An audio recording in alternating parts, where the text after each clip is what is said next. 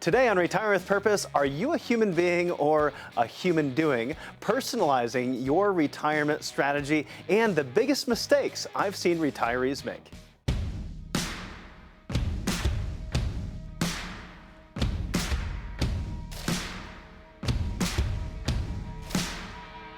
Welcome to Retire with Purpose, a show specifically designed to help you maximize your financial confidence in retirement.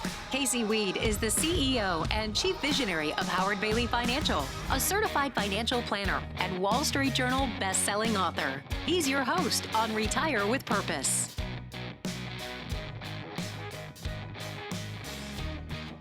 Remember that old saying, healthy, wealthy, and wise? There's a reason healthy comes out as number one, and that's where we're beginning the program today. I'm Lee Kelso here with Casey Weed, certified financial planner, the president of Howard Bailey Financial, and also the host of the Retire with Purpose podcast, which has made it into the top 50 financial podcasts on iTunes. So we're focusing on health today, but from a little different kind of approach, right? Yeah, we have Dr. Sachin Patel that we're going to highlight from the Retire with Purpose podcast. And Sachin is someone that I just truly enjoyed the opportunity to spend some time with. I had the opportunity to visit with him at a dad's retreat. He was one of the speakers, but he was there for the full retreat. And funny story, he had actually introduced me to some tea the night before. He said, it'll help you sleep. And I said, okay, you sure? Well, it turned out in the morning that he had given me the wrong tea. I had grabbed the one with caffeine in it versus the other one. He's standing next to me and someone says, how was the tea? I said, that doctor doesn't know what he's talking about. Well, it turned out that it was my fault because I had picked up the wrong tea bag, but he ended up he was standing right next to me when he heard me say that. But we ended up having a good chuckle, ended up becoming some really good friends. And he's taught me so much about medicine. He's taught me so much about healthcare. It's bled into our whole family, you know, what we teach our kids and what my wife and I talk about. He's the founder of the Living Proof Institute. He is also a functional medicine practitioner there through the Living Proof Institute. And he's just an all-around really interesting human being. One of my biggest takeaways from not just this conversation, but actually it was sourced from his original presentation that I had the opportunity to see him give, had to do with eating, sharing with us that it's not as important what you eat as it is how you eat it. Well, a lot of people come to us because they're feeling tired, their hormones are out of whack, their sleep isn't great, they're gaining weight, and they're doing quote unquote everything right. They're eating healthy and they're exercising. Well, here's the thing. So eating healthy is important, but how you eat is more important than what you eat, because we all know people that eat like, let's call it crap for now, that don't eat very healthy, but don't have digestive issues, don't have stomach issues, don't have major health challenges.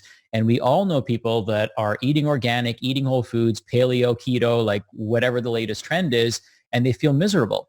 So clearly, through example, we can identify that there's a disconnect there.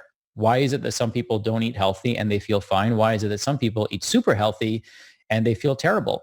And the reason is because how they're eating. So it's not just what you eat, but how you eat. So eating is a parasympathetic activity. Well, and if you want to know how that is that you're supposed to eat, it's the 5 C's from Sachin. That is choose, chew, chill, cherish, and check. And if you want to know exactly what each one of those things are, check out this episode of the podcast. I'm sure you'll enjoy it. It's something that we share with our kids every single time that they're eating, and I know it'll make a positive impact in your life. And another thing that'll make a positive impact in your health, which will ultimately keep your healthcare cost down in retirement, is to eat whole foods. And Sachin shares with us here why the importance of whole foods versus processed foods. But nature essentially has a branching architecture. So if you look at a tree starts off as a trunk, and then it branches, right? It splits into two, and then it again, and it keeps splitting and splitting and splitting. Well, that's how your body works too. If you look at the inside of your lungs, if I look at your lungs in an X-ray, right, we're going to see that branching architecture. If I look at your brain, it has branching architecture. If I look at mycelium, which is the roots of mushrooms, that has branching architecture. So everything in the world, in the cosmos, has a branching architecture. And so once we recognize that, we understand there's dimensionality and information in the food that we eat. Now, processed foods don't have that same information. because it's partial information. So take a tree. If I take a tree and I grind it down, right, that information is gone. That branching information is gone. If I extract just one aspect of it, that information is gone. So it's important for us to recognize that nature has this branching architecture, and that architecture has information in it. Now, what if you want to feel better right now? Dr. Patel shares with us what you can do to make yourself feel better immediately. Sometimes people feel like their health is so bad and it's so far gone that it's going to take them years or, a long time to feel better again. So they never make that investment in themselves. But we know from our own past experiences, and those of you that are listening to this, that you can feel better really, really quickly. You can feel better after a conversation, can't you? If you have the right conversation, you're laughing, you're giggling, you can watch a comedy show or go watch a movie, get outside in nature, you can feel better really, really quickly. But the reason that happens is because we've taken the noise out of our nervous system. We've switched from going into being sympathetic dominant to being parasympathetic dominant. If you study animals in nature, like if you ever go to the zoo, I'm going to the zoo on Saturday with my family, and it's going to be a drive-through zoo, which will be kind of interesting. But when you watch the animals, what are they doing? They're just lying around doing nothing, right? Like if you watch a lion, who's the king of the jungle or the Sahara, whatever, it's sitting around most of the day, right? It's not out like fighting and in a stressed out state and trying to be somewhere else all the time. It's present, it's in the moment. And guess what? So is its nervous system. Well, and that is the origin story of his favorite quote, my favorite quote from Dr. Patel, which is, "We are human beings, not human doings." And what do we spend most of our life doing? Doing, right? We're not human beings. We just sometimes need to be present. And you would think someone like this couldn't wait to retire and be more of a human being, but he's found ways to embrace that in his life today. These are Dr. Patel's thoughts on retirement. See, the way I look at retirement from my perspective is I never want to retire because I found something I love doing, and it's something that I can do literally for the rest of my life. Now, that doesn't mean I don't want to be financially independent, right? That doesn't mean I don't want to have the capabilities of not working, for financial reasons, should that be the case. But, I think that many of us, once we find our purpose, once we find, areas where we can add value into our own lives and more importantly into the lives of other people, then I dread retirement in the traditional sense, right? I dread not being able to do this. And I dread the day where I wake up and I don't want to do this anymore, where I can't add value to people's lives. I definitely, and you probably know the statistics better than I do, but I know that many people shortly after they retire, their purpose is gone. And they usually pass away within a few years because they lack that purpose. And one thing, interesting fun fact as well, is that people with pets usually live longer than people without pets because there's a sense of dependency, right? There's that codependency that people have with their pets. And after their pets die, or maybe even after their spouse passes away, shortly afterwards, they pass away because they've lost that sense of purpose. So, for those of you that are listening that want to retire, I think that definitely working with Casey, creating the financial independence is going to be very vital. And I definitely would encourage you to create the independence of health. Yeah, I plan to listen to that episode again in the gym when I'm doing what I can for my health. So episode 161 of the Retire with Purpose podcast, Dr. Patel. I hope you'll check that out. Also hope you'll be one of the next 10 callers to call 866-482-9559 and request a copy of Casey's book, Job Optional. It's all about giving you the confidence so that you can use the money that you've already earned to create a legacy that you can start living today. 866-482-9559. Casey's book has been on the best-selling list of the Wall Street Journal and others as well, and I hope you'll find out why by being one of the next 10 callers to request a complimentary copy of Job Optional. All right, we're back in just a second. Marshall Johnson joins us. We're going to be taking a look at the weekend reading for Retirees article featured this week. Hi, Casey Weed, president of Howard Bailey Financial. Planning for a secure and independent retirement requires staying on top of the latest trends. New retirement regulations, trillion-dollar stimulus packages, and a pivotal election year all need to be taken into consideration. The Howard Bailey team is here to support you. We develop retirement plans driven by meaning and purpose, so you can stop worrying about what's next and focus on what means the most to you today. Call now for a complimentary consultation and a customized plan of action. Do you know what your retirement income strategy is? And does it fit your personal story, or is it just like your neighbors? In just a minute, we're going to be covering an article that'll walk us right through this very topic with my good friend and co-host of the Retire with Purpose podcast, Marshall Johnson, here with me.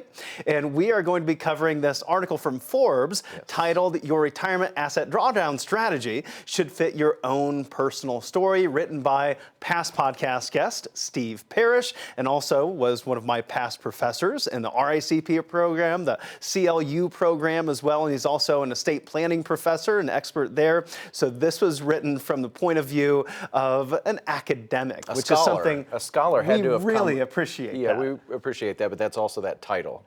Yeah. What was the title of the article again? Yeah, it is an article, Your Retirement Asset Drawdown Strategy Should Fit Your Personal Story. It sounds like a scholarly article. Yeah, well, it definitely does, because how many different, that's kind of boring, right? It's not real eye-catching. You know, however, I really like articles like this because they're not written from the point of view to sell you anything. They're written from an academic standpoint to educate you about your options. And these are the types of articles that we like to include in our Weekend Reading for Retirees email series. This is one of those 4 articles we sent out not that long ago. You can catch the link to this article in the full-length discussion we had on episode number 153 of the Retire with Purpose podcast. And while you're there, I encourage you to sign up to receive that one email every Friday with 4 articles on trending topics in the retirement planning space with commentary from myself. So Marshall, not only did we pick this article because it is written from an academic standpoint, and it's written by one of my past professors and also another one of our podcast guests, Steve Parrish, but we also picked this article for other reasons. Yeah, Steve's a great writer, right? He tells good stories. And what I like about this article is he walks you through 3 different scenarios and 3 different people. And this is something where you could think about people in your life, friends, maybe gals that you go to coffee with. You may all have similar situations, but you all 3 may have very, very different strategies. Well, it reminds me of a gentleman that I had the opportunity to meet here a couple of years ago. And it became very confrontational very quickly in our visit with one another. Really? Because when he sat down, he said, "Here, I've got $1 million. What are you going to do with it?" I said, "Well, I need to understand your personal story before we're able to actually put together a plan, because every plan we put together is unique." He said, "Well, if I gave you $1 million, what would you do if it was somebody else?" I said, "Well, I would have a long information gathering session. So we're going to get to know each other and gather information for a half an hour to an hour. And then from there, we're going to analyze your situation. We're going to put together a framework. We're going to look at all the options, have that strategy session where we start to determine what we're going to do. Then we're going to implement it." It takes time. It should be customized. It should be unique. And something Marshall always says it should about be personal financial planning. It's personal financial planning. That's why they call it personal finance, right? Exactly. It should make sense to you. It should be part of your story. We're all raised differently. We all come from different backgrounds. Money means very different things to each and every one of us. And so your retirement income strategy should also represent that story. Well, and this is one of the mistakes that I outlined in one of my past podcasts, which was where I outlined some of the biggest mistakes that I made as a financial advisor. And I think most financial advisors make these issues, they or create these issues. They start in this business. We come out of college, we have this finance degree, we've been taught finance by our professors, and we think that, well, we just use this academic approach. This is what everyone should be doing. However, everybody is unique, and not everyone should be using the academic approach. And that's what's outlined here with 3 different individuals. Steve Parrish in this article outlines Abigail, Beth, and Camilla. We're going to go with Cammie, so let's make we it can easy. Pronounce it easier. So Abigail, Beth, and Cammie. So they're all in identical financial situations. So they're all single gals.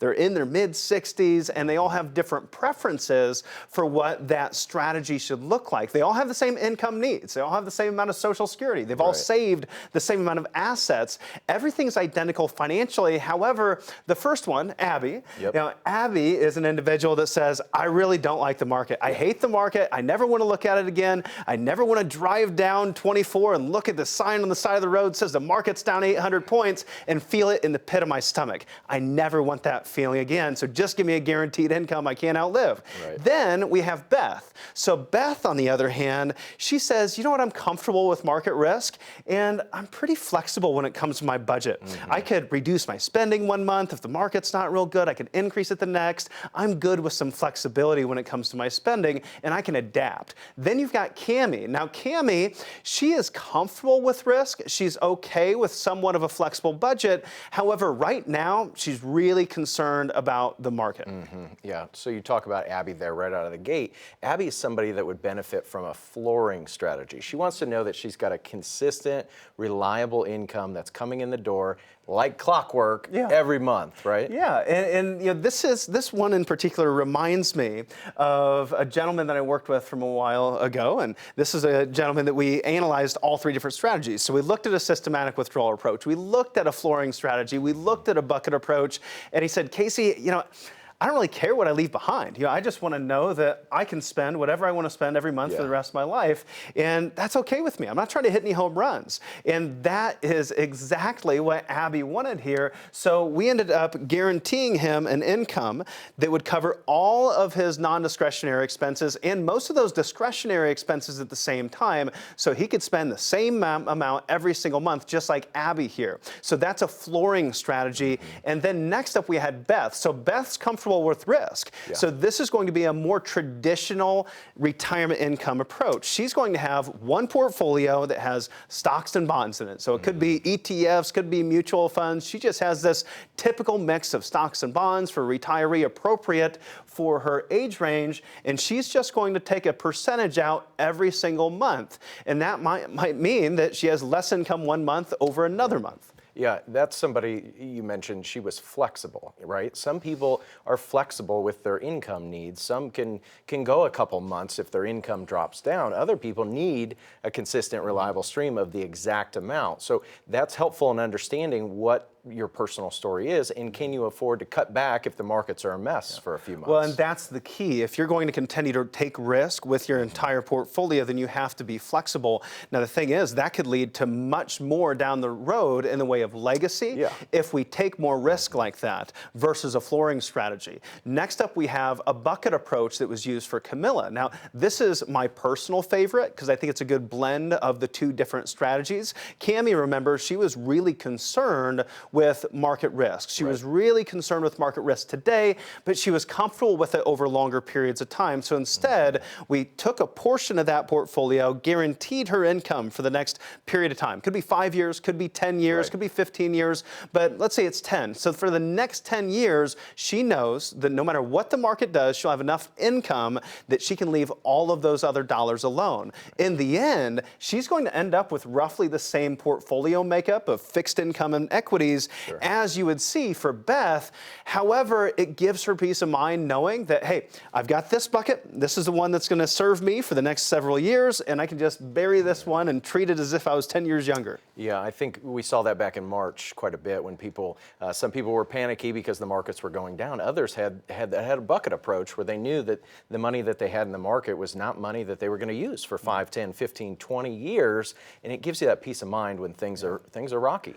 Yeah, and in this particular article, Steve Parrish outlines how you can avoid confusion, because it can be really confusing when these three get out there and they start trying to figure out which strategy is the best for them. They're interviewing all these different advisors. They all share with them different approaches and what they should be doing. The number one key for them would be to identify what those preferences are before they meet with an advisor, and then meet with an advisor that can start with designing a vision, start with outlining purpose, talking about those lesser financial aspects of your retirement and building that retirement asset drawdown strategy around that. And maybe a good jumpstart for you would be to pick up my best-selling book, Job Optional. And we have a special offer today. We're going to give away 10 copies of the book right now. Call the number on your screen. For the next 10 callers, you'll get a copy of my #1 best-selling book, Job Optional. Again, call the number on your screen. Right after this, we're going to be talking about hybrid long-term care vehicles and the 4% withdrawal rule, so stick around. Hi, Casey Weed, president of Howard Bailey Financial. Planning for a secure and independent retirement requires staying on top of the latest trends. New retirement regulations, trillion-dollar stimulus packages, and a pivotal election year all need to be taken into consideration. The Howard Bailey team is here to support you. We develop retirement plans driven by meaning and purpose, so you can stop worrying about what's next and focus on what means the most to you today. Call now for a complimentary consultation and a customized plan of action. So you ready to answer some questions? Absolutely. Let's get after it. If you'd like to ask a question for Casey, all you have to do is go to retireWithPurpose.com, scroll down, you'll find a little box where it says Ask Casey a Question, and it will come right to us. We might call you up and ask you to join the program, and that's what we've done with Julia from Illinois. What are your thoughts on various hybrid products such as LTC with annuity, LTC with life insurance, or maybe LTC insurance? What are some of the pros and cons of each? Oh, good insight there, Julia, because there's not just one product anymore, right? It used to be that it was just long-term care insurance. And it's still many times when we ask that question, what are your thoughts on long-term care? We hear, oh, no, I'm not interested in that. I don't want to pay into something that I'm never going to get my money out of, or pay for something I might never use, pay into something that, my premium is going to continue to increase in the future. And that is your traditional long-term care insurance that most people think of. It's kind of like annuities too, right? Most people hear the word annuity and they go, I don't like annuities. I don't want that, put my money somewhere, I get a guaranteed income, and they keep my money when I pass away. Well, there's many different types of annuities today. They aren't just that one very particular type of annuity that was the origin, which is much like long-term care insurance. The origin was traditional long-term care insurance. You pay into it, your premiums are going to go up over time, and ultimately, if you never use it, it is use it or lose it, so your heirs aren't going to get anything back necessarily. And that is why most people have their objections when it comes to traditional long-term care insurance. However, that's where you're probably going to get the biggest bang for your buck too. That's where you're going to get the biggest leverage for the amount of premium that you pay in. But you may not care because you're really concerned with the other aspects. And if you're more concerned with having a fixed premium, knowing it's never going to go up, you want more predictability, knowing that you're never going to have to pay more, you want some guarantees there, and you want some money back for your heirs if you never use it, then you have to go with either long-term care with annuities or long-term care as a life insurance product. I would prefer long-term care as a life insurance product, and you would too. However, sometimes you aren't insurable. You have to be insurable in order to qualify for a life insurance product where you can use the death benefit while you're living for long-term care purposes. If you're not insurable, then you might have to look at long-term care as an annuity. And that means that maybe you have a guaranteed income from that annuity of $5,000 a month, and then if you need long-term care, it'll double to $10,000 or triple to $15,000. There's many different structures that can be used. The downside is that the death benefit in the annuity is going to be taxable in some way, versus the life insurance is going to be tax-free when you pass it on to the heirs, and you're going to get much more leverage when it comes to a life insurance product with long-term care. I myself use life insurance that has a death benefit I can use while I'm living, and my parents both have those same vehicles as well. So that would be my personal preference. However, I've met with individuals that's not the case. I've got a couple that were in their mid-50s, and they didn't have a lot of liquidity. They couldn't allocate additional savings into an annuity product or a life insurance product because it can require a larger lump sum up front than a lower long-term care insurance premium. On the traditional side, for them, they had enough money to last the rest of their life. I mean, they could bury it in the backyard and be okay. The only real risk they had, the only one thing that could take away their retirement security would be if one of the two of them ended up in a long-term care facility. If that were to happen, then someone could be left destitute. And so they said, hey, just give us the best bang for the buck, and we don't have a big lump sum today. We just have a little bit we can put away every single month for this particular cause, and that gives us a great deal of confidence. All right, Ken and Markle asks a really great question. What is the biggest financial planning mistake you've seen a retiree make?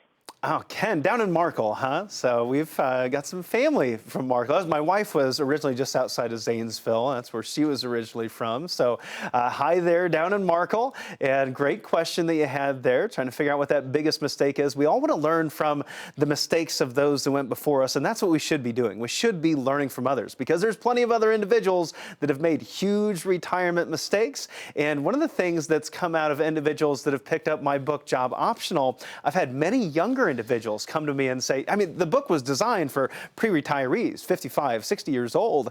And yet I have many younger individuals saying, you know, what I had that was so beneficial there was learning from the mistakes of the stories that you told of different families that you've worked with throughout the years. So that would be a good place or a good resource for you to use.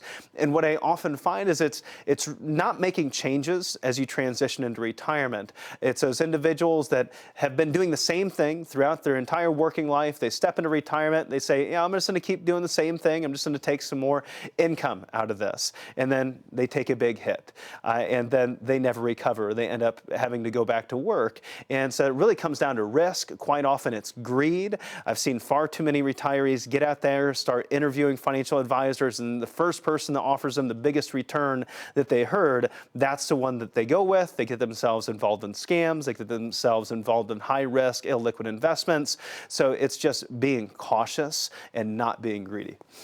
Let's jump over to Plymouth, and a question from Jeff. I've got it here. He wrote by email. What is your opinion of the 4% withdrawal rate? When factoring in other sources of income, such as Social Security, it seems to me if you continue to withdraw 4%, you never really eat up your principal and you end up with more money when you pass away. Great for heirs, but I'd like to enjoy the fruits of my labor and spend more while I'm alive. I'm excited here, Jeff, to hear you say you're going to spend your life savings. That's what you should be doing, right? I mean, why did you save it all if your goal is to preserve the principal? I don't think there's a problem with spending the principal when you get into retirement. That's perfectly fine. You know, when you don't spend the principal, did you just want to leave behind $1 million when you're 85? Or would you rather leave behind $250,000 and be able to spend an extra $750,000? I think most of the families we work with, that's what they would prefer. And so I understand your assessment there. And the 4% withdrawal rule, first we have to define what it is. Some have a misconception of what the 4% withdrawal rule really means. It was designed back in the 80s. A 60-40 mix of stocks and bonds, and then they would take 4% of the account value in year one and increase that 4% every year for inflation. So that number continues to get bigger and bigger every single year.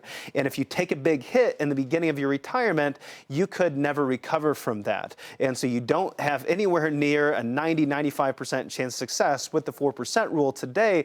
Many say if you follow those guidelines, it could be more like a 50% chance of success. And today, if you have the ability to get a 6-7% guaranteed income stream, but you're not going to leave much or maybe nothing behind to your heirs, maybe that's a better approach for you if you don't have that legacy goal. So just a moment ago, Casey mentioned his book, Job Optional, when he answered Ken's question. So I want to give you the opportunity to receive that book at no cost. So I hope you're one of the next 10 callers at 866-482-9559 to receive a copy of Casey's book, Job Optional. Again, 866-482-9559. Casey, I still have Ken on my mind. His answer was so strong. All right, we're back next week and hope that we will see you then.